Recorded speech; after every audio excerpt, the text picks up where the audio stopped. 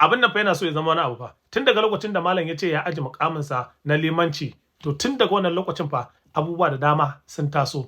Kaɗan daga cikin abubuwan da suka taso bari ku ji bayani daga bakin wannan malam. Kai waye kai a mazauninka a Bauchi State muna a cikin ATBU tukunna muna tambayar me mazauninka me mukaminka da yan Tijjaniya sai ka yadda tukunna da a ba su fili su gina masallaci ko ka yadda ko baka yadda ba me mazauninka a Bauchi a cikin university a Bauchi State mukaminka menene a gwamnatance da yan Tijjaniya suke bukatan sai da yardanka za su gina masallaci sannan a cikin masarautar Bauchi meye mukaminka a federal government meye mukaminka da yan Tijjaniya suna bukatan ka kai da sai sun ji daga gare ka sannan su gina masallaci kun ga abin da muke gaya muku yan uwa na ce wandin randa rikakken basalafe mai munin aqida ya karbi mulki a cikin su billahi allazi la ilaha illa huwa sharbi in ya ganka da shi sai ya nemi halaka ka dalilin wai an ba wa almajirai shehu tijjani yan tijjaniya a Najeriya ba an ba su fili su yi masallaci a cikin makarantar ATBU wani bawahabi ya garnakakin bawahabi ya fito ce ya ajiye limancinsa dalilin kawai an ba wa yan tijjaniya dama su gina masallaci ya ce ya ajiye limancinsa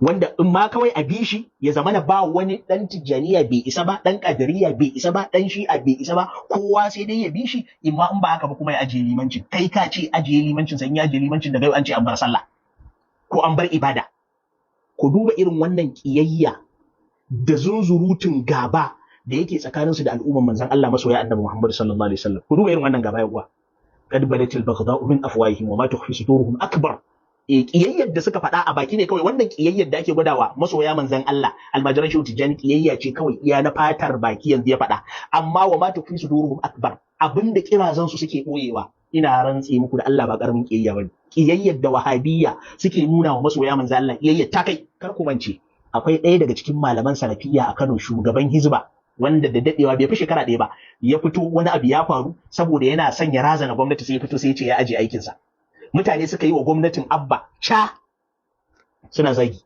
daga baya kuma dan ku gane abin akwai maslahar son zuciya ba da kansa ba yanzu ba shine shugaban hizban ba yanzu ina batun aje aikin to ina rantse muku da Allah wannan ma da suka ce sun aje aiki ba aje aikin bane damuwansu wai suna son su razana shugabannin makarantar ne wancan approval da aka ba wa yan tijjaniya na su gina masallaci su dakatar da shugabannin kuma wai mutumin da a tsammani na kai ba lecturer bane a makarantar wai har ka zo kana challenging din decision da shugabannin makaranta suka dauka na ba wa yan tijjaniya fili su gina masallaci wai me yasa ba a tuntube ku ba a tuntube ka ba a mazauninka na waye kai waye a mazauninka na waye kai me ma'auninka shine tambayar da muke sannan kai waye kai a mazauninka a Bauchi State muna a cikin ATBU tukunna muna tambayar me mazauninka me mukaminka da yan tijjaniya sai ka yadda tukunna da a ba su fili su gina masallaci ko ka yadda ko baka yadda ba me mazaunin ka a cikin university a Bauchi State mukamin ka menene a gwamnatance da yan tijjaniya suke bukatan sai da yardan ka za su gina masallaci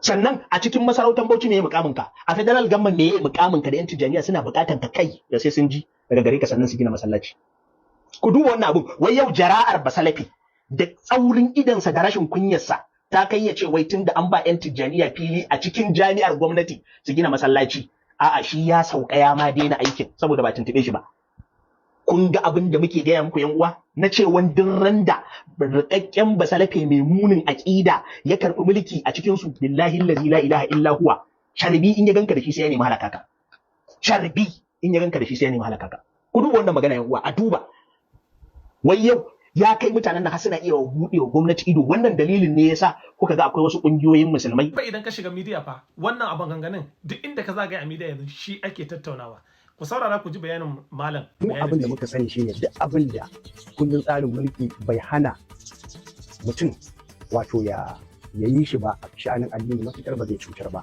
jami'a ba za ta hana shi ba kamar yadda na gaya maka akwai masallatan da ake sallah saboda convenience a jami'a din ba wai wannan kaɗai ba akwai su da yawa kuma ina tabbatar maka a yanzu haka kamar yadda maka example akwai mutanen ƙungiyar izala na Jos su ma akwai yadda suke sallar su ta kamsu salawati ai ba wai rabuwar kai bane haɗin kan musulunci abin da muka fahimce shi shine a haɗu a zauna lafiya kuma a dinga yin abubuwa a bai ɗaya amma wajen gudanar da kuma tsarin addini kowa irin nasa yawa matukar kuma kana buƙatar convenient place da zaka yi jami'a ba ta da hurumin da za ta hana ka domin constitution ya hana ka dakatar da mutum daga wajen tafiyar da addini to gaskiya yadda abin ya kasance ni a matsayina da kuma ina ga majalisar gudanarwa ma na jami'a mun yi mamaki yanda limamai namu da liman da shi mataimakinsa suka hau mumbari suka sanar da saukansu akan limanci bisa ga wani abu wanda yake watakila su ba a zauna da su ba da sauransu, kuma suke zargi cewa jami'a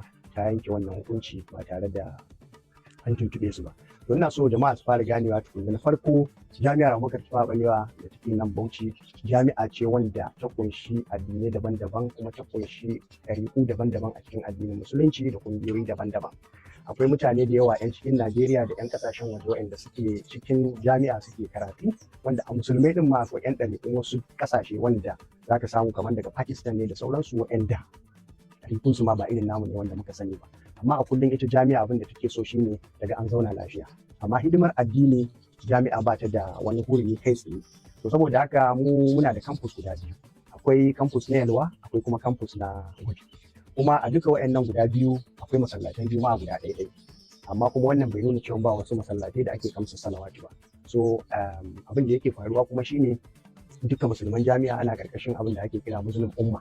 Kuma Muslim Umma ɗin nan wato al'ummar musulmai tana da shugabanninta wanda ake kira majalisar shura.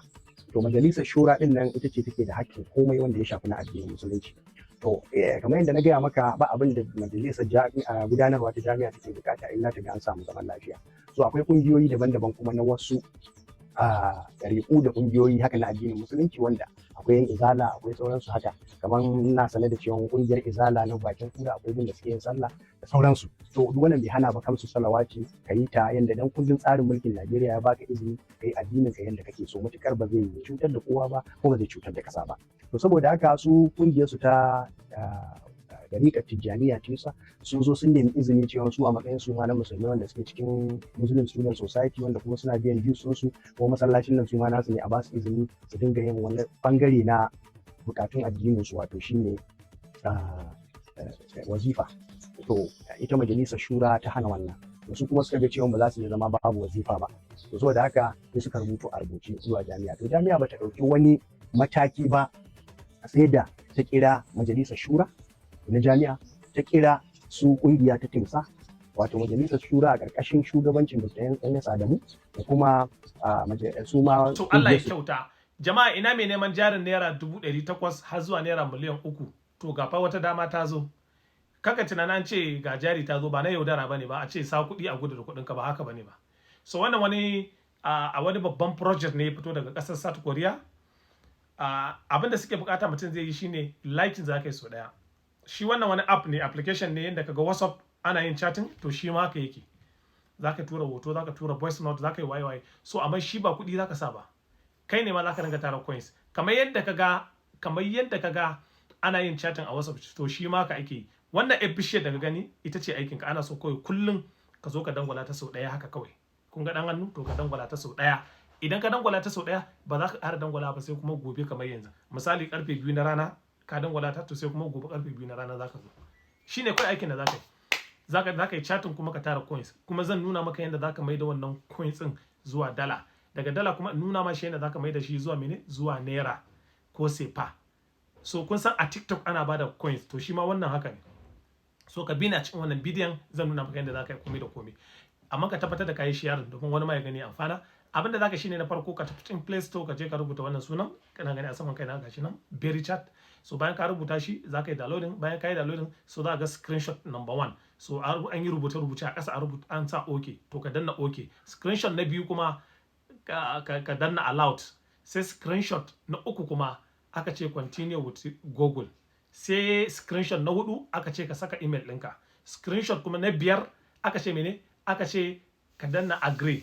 Sai screenshot na 6 aka ce ka rubuta sunanka, amma ka sani sunan da ke cikin ID card ɗinka za ka rubuta saboda akwai KYC, kakka canza suna. Sai kuma screenshot na 7 anan ka rubuta kowane irin suna, amma nickname ko username sunan da ake, misali in sunanka J-boy to maybe ana ce ma sunanka Jamilu, maybe ana ce maka J-boy, to sai ka rubuta J-boy 1 ko 2 ko 3. Suna dai haɗe da nan ba sunan da wani bai taɓa amfani da shi a wannan ba.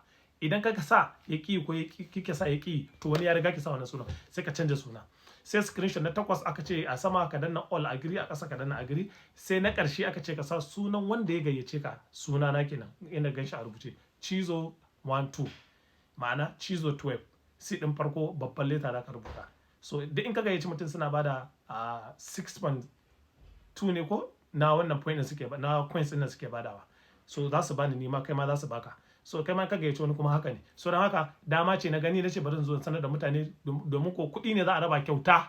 In dai ka tsaya ka yi kullum ana so ka danna wannan bishiyar, to za ka samu, zan kuma nuna maka yadda za ka canza kuɗin ka zuwa kaza. Shine abin da za ka yi kenan kawai, kullum ka zo ka taɓa wannan bishiyar shi kenan. Sai akwatin nan kuma wannan akwatin nan shi ma ana zuwa ana taɓa su, in ka danna ka buɗe za su baka coins, za su ce ka kalli art, ka ɗan kalli talla na 'yan sakanni a baka coins a ƙasa wajen times 10 ɗin shi ma ana badawa.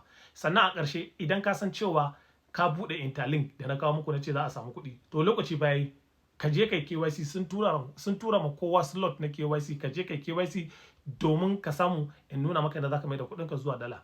Idan aka yi launching baka yi KYC ba, so babu yadda za ka canza, ba zan iya taimaka ka ba. So yanzu da kake da dama tafi YouTube ka rubuta yadda ake KYC na interlink, haka za ka rubuta da Hausa, in ba baka jin Hausa rubuta da Turanci, so za ka ga bidiyo da yawa sai ka kalla, in ka kalla sai ka ɗauko ID card ɗinka ka sa, shi kenan ka gama. Idan baka yi ba, shi yasa wannan ma za ka na ce wajen buɗewa ka sa sunan da ke cikin ID card ɗinka, shine zai tabbatar da account ɗinka ne. Idan ka sa wani suna, to dole mai wannan sunan da ka rubuta za ka je ka nemo ID card mai wannan sunan, domin da shi za ka yi KYC, domin doka ne ka buɗe account fiye da ɗaya, one person wani account guda ɗaya. So 'yan Najeriya muna yin hauka, kaga mutum ya buɗe account guda 1000 guda 2000 dan hauka kawai saboda mutum ya samu kuɗi da yawa. Ina ake yin hauka haka? Ka zo ka gayyaci mutane kamar yadda gayyaci mutane in kana buƙatar kuɗi da yawa ne. So wannan dai shi na takaice, jama'a sai an jima. Allah subhanahu wa ta'ala ya sa mu cika da imani, Allah ƙara mana soyayya manzon Allah sallallahu alaihi wasallam. Jama'a sai an jima, ai sharing.